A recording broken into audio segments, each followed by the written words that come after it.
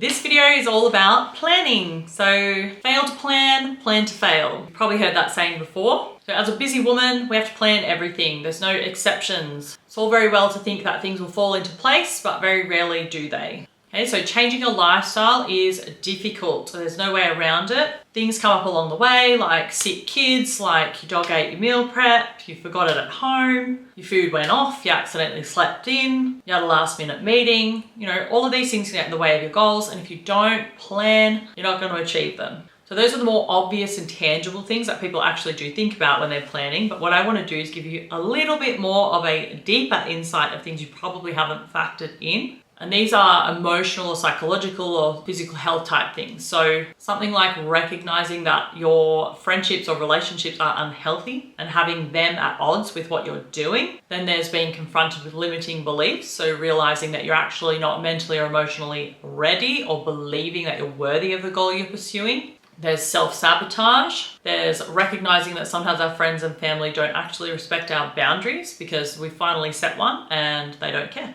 Then there's realizing how selfish our children really are, or your children, because I don't have any, you know, and they're supposed to be selfish. That's their time in life to be selfish. They don't have to worry about what you're doing. There's feeling unsafe. And then there's the fact of, you know, even if you do start excelling at your goal pursuit, you might start to feel so unsafe in the new body, you know, because it's feeling so good that you sabotage your way back to where you started. So, and then there's things like viruses, or if you have insomnia or stress and all these other things that can kind of uproot your progress. So it's going to be really difficult with a busy schedule to be able to handle all of these variable factors. So on top of that, we also need to plan for setbacks. So for example, if we're doing a competition prep for somebody, so let's just say they have to have lost 10 kilos by their competition date. Let's just say we establish that this can happen in 20 weeks. What we'd actually do is give ourselves probably 28 to 30 weeks because we need to take into account all of those things that I mentioned. Because something is going to happen. It's just a fact of life, you know, and this means that because we've already planned that in and there's plenty of time, that person can still achieve their goal because they planned for it.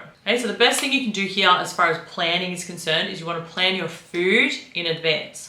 You want to write shopping lists. You want to purchase everything that you need for your meal prep in one go. You want to work out when you're going to meal prep. How many days a week is it going to be? What is the menu? What are you cooking? What are you feeding you versus what are you feeding your kids? What days are you going to go to the gym? You know, can you block out a part of your calendar? My clients do this to come and see me for their PT session. They block out from 3 p.m. till 4 p.m. on a Wednesday afternoon and it says, you know, such and such unavailable so that nobody books a meeting in. That means that they get that dedicated time. Plan in advance how you're going to balance this with your significant others. Tell your friends what you're doing and how things are going to need to be. Avoid heavy deadlines if you can. Like for example, try not to do something like a 12-week crash diet for your wedding because things are going to come up and you're also just creating yourself a whole bunch of stress. You know, and on that, as far as not setting, you know, time goals, when I got chronic fatigue, I thought I would have fixed it in like 3 months. So, you know, if someone had told me it was going to take 6 or 7 years before I gotten better, I probably wouldn't have even tried. So luckily, I had a very open time frame. I was ignorant as to when I was going to achieve it, but I didn't actually have a time that I had to achieve it by. I just wanted to fix it, you know, so that helped. So every time something else came up, I just moved the goalpost. Something else came up over there, I moved it over here. I just kept having to rearrange things until I achieved the goal. You know, so I like to say to people, try and think of them like you're unfogging a windscreen. So you've got a windscreen full of fog and you can't see out of it.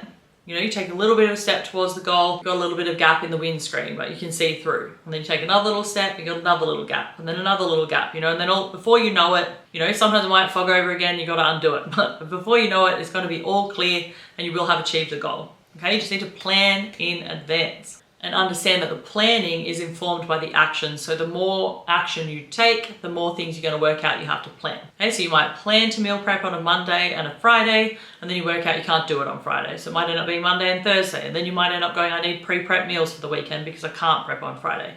You know, so this is all part of the process. There's no one right way to do it. It's whatever way works for you. So, you know, if I have a coaching client, working out how they're going to fit all this stuff in is a part of the process. You know, so make sure you plan, or there's no way you're going to succeed. And that is the end of this tip.